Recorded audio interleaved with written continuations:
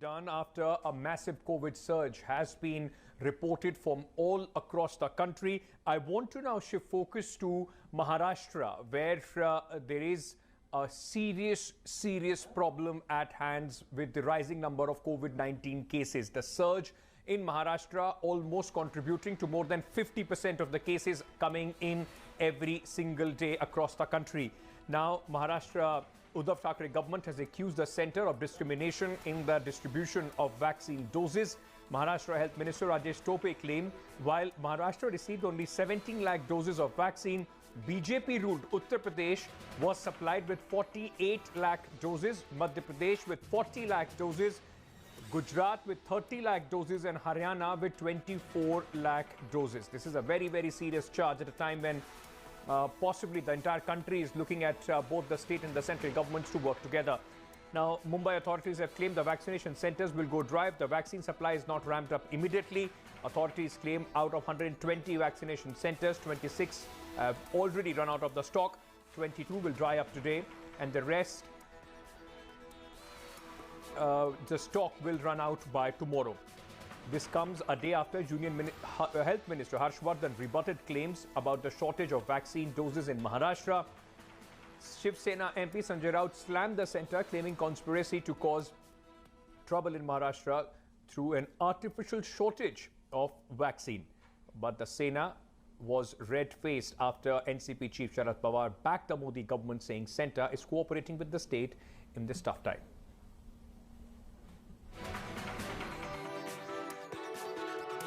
महाराष्ट्र को नीचा दिखाने की, महाराष्ट्र को एक प्रकार से संकट में लाने की, बदनाम करने की एक कोशिश चल रही है। महाराष्ट्र सरकार क्या कर रही है उसका लेखा जोखा वर्ल्ड हेल्थ ऑर्गेनाइजेशन भी ले रही है।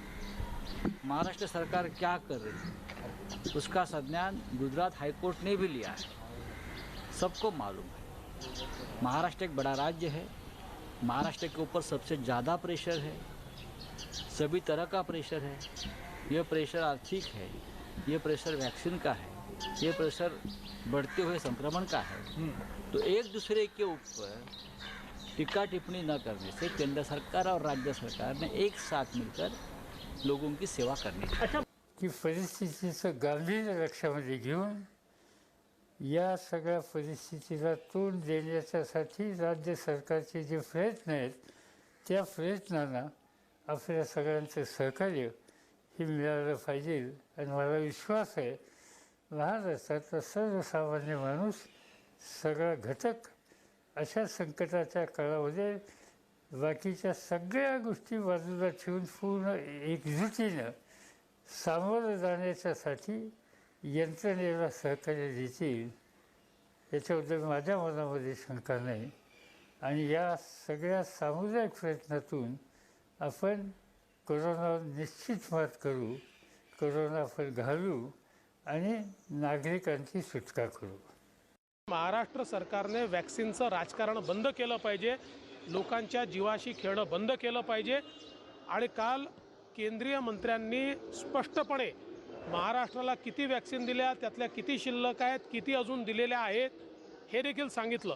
आणि सगळ्यात महत्त्वाचं असं आहे की या संदर्भात जे टीका करतात त्यांनी हे बघितलं पाहिजे महाराष्ट्रापेक्षा जवळजवळ दुप्पट लोकसंख्या असलेल्या उत्तर प्रदेशपेक्षाही जास्त वॅक्सिन या महाराष्ट्राला मिळालेल्या आहेत।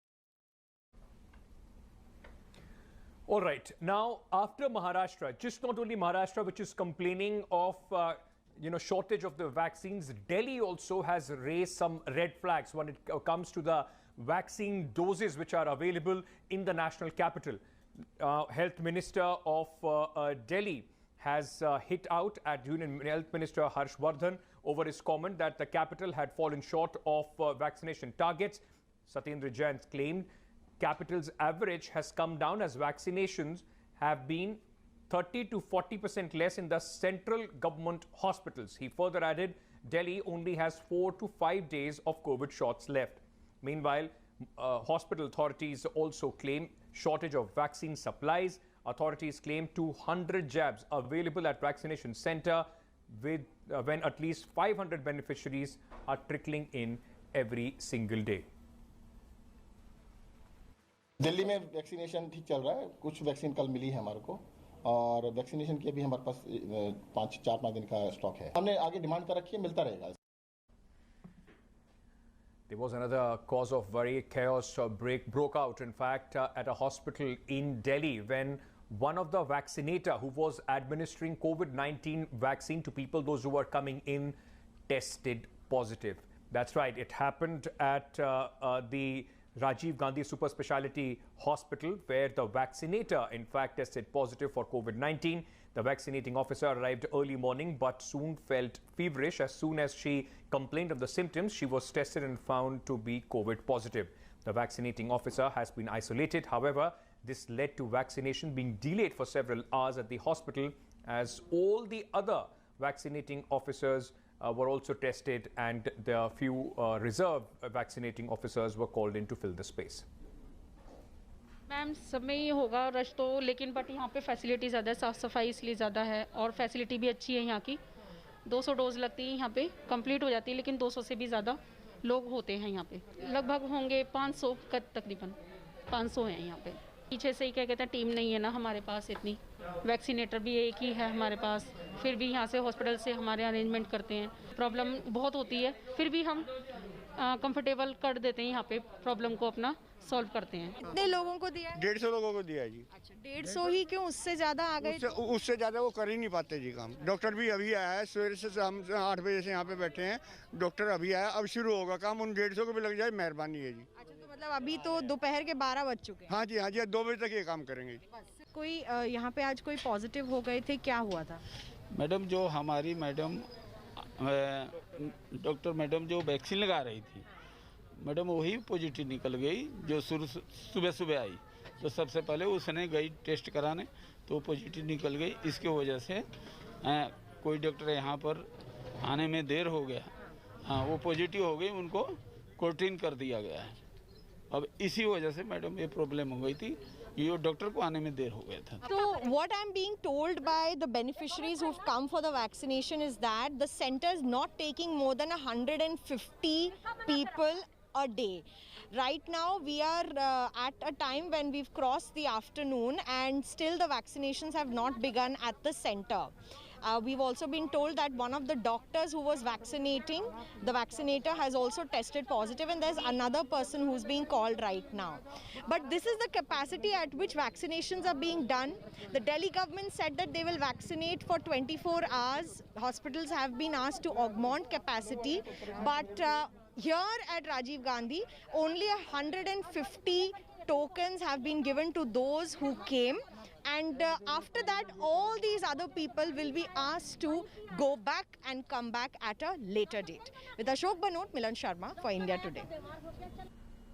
Meanwhile, Prime Minister Narendra Modi took his second dose of the COVID-19 vaccine. He was administered the second dose of Covaxin at the All India Institute of Medical Sciences this morning. Remember, the Prime Minister took his first dose on March 1st, and the second dose was administered today at the hospital.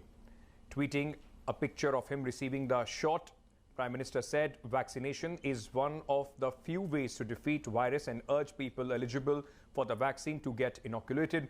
Prime Minister said he was, in fact, received the first dose, as I was telling you earlier, of the Bharat Biotech's Covaxin on March 1st. He was the first beneficiary on March 1st as the second phase of the nationwide vaccination against COVID-19 began.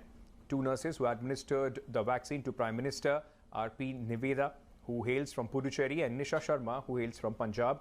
Nurse Niveda had administered the first dose of vaccine to Prime Minister earlier as well.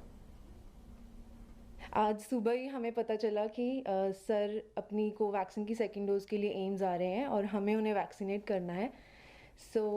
हमने उनको vaccine की second dose दी और हमें बहुत अच्छा लगा उनसे मिलके, और फिर उनसे थोड़ी सी बातचीत भी हुई। उन्होंने पूछा कि हम कहाँ से हैं और फिर एक फ़ोटोग्राफ ली, and it was really very memorable moment for me कि उनसे मिलने का मौका मिला और उन्हें वैक्सीनेट करने का मौका मिला इस पैंडेमिक सिचुएशन में। I am the vaccinator who gave the Prime Minister the first dose of Covaxin. I had another opportunity to meet sir to vaccinate him for the second time. I assisted Sister Nisha.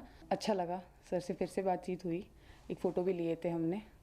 Now, India is in midst of a very severe second wave of the COVID-19 virus, which we are experiencing and which the experts say is only going to peak from here.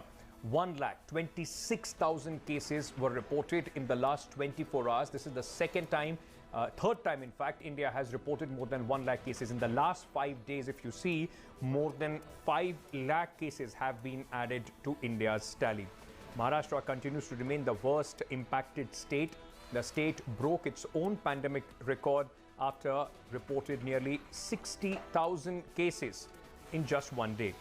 With this, the active case tally in the state of Maharashtra has breached 5 lakh mark. Delhi too witnessed a surge in its coronavirus tally. It has reported 5,506 new cases in the last 24 hours. The infection rate in the national capital now stands at 6.10%.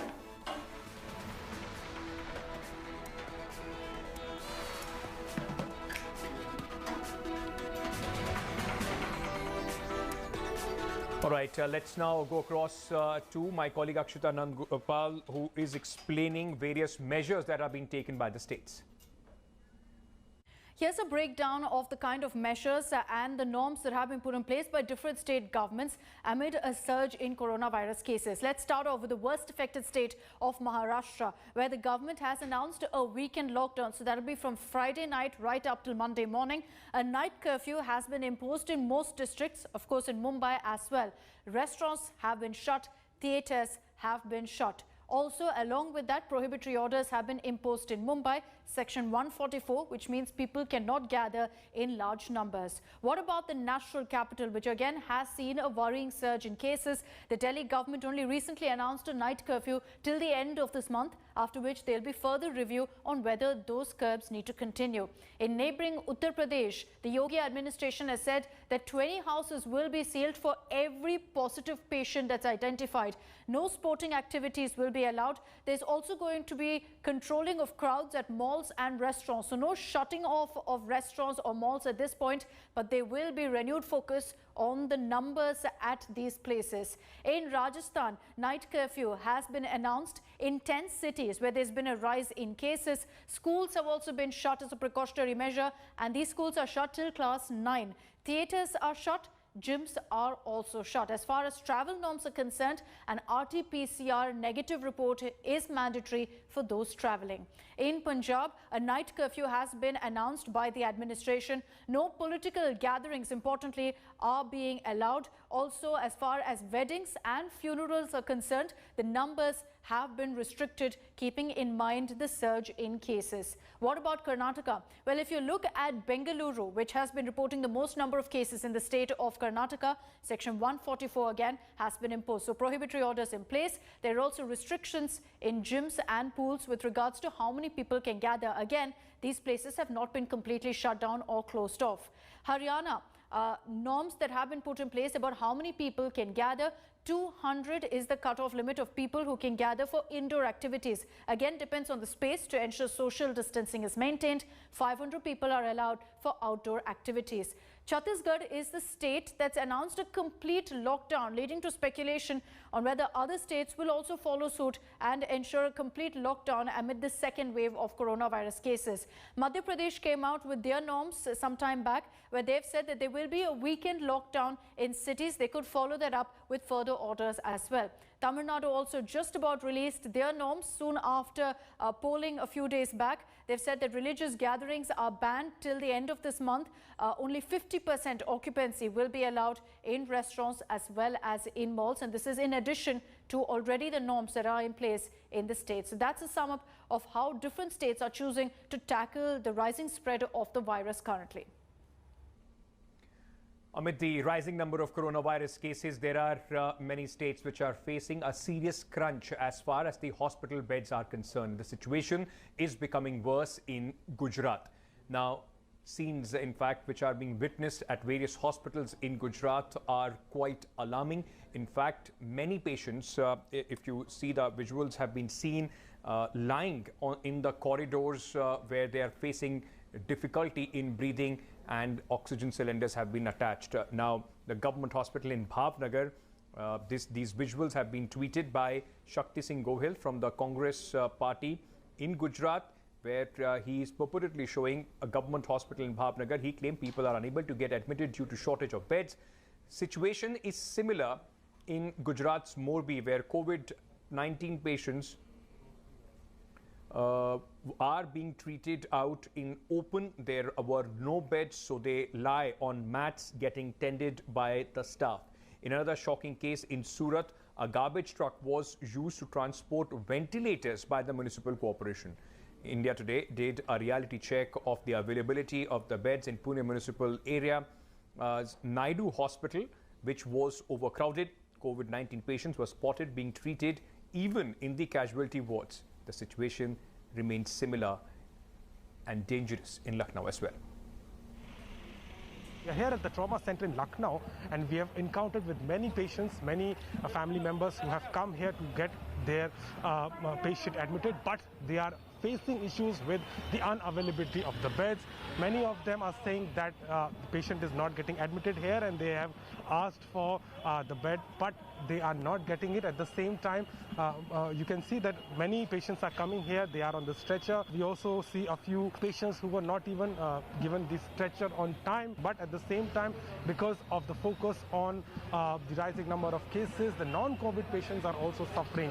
Also, the testing which has been said will be done in bigger number, but due to the numbers are much, there is a delay in the report, and that is a major obstacle in front of these family members and patients to get their patient admitted. The situation is alarming, and at the same time, the government is trying to accommodate more and more people within the infrastructure, but with more than 33,000 active cases, the medical facilities and such pictures are evident that it's going to take time, and at the same time, the unavailability of beds has become a major concern for the patients.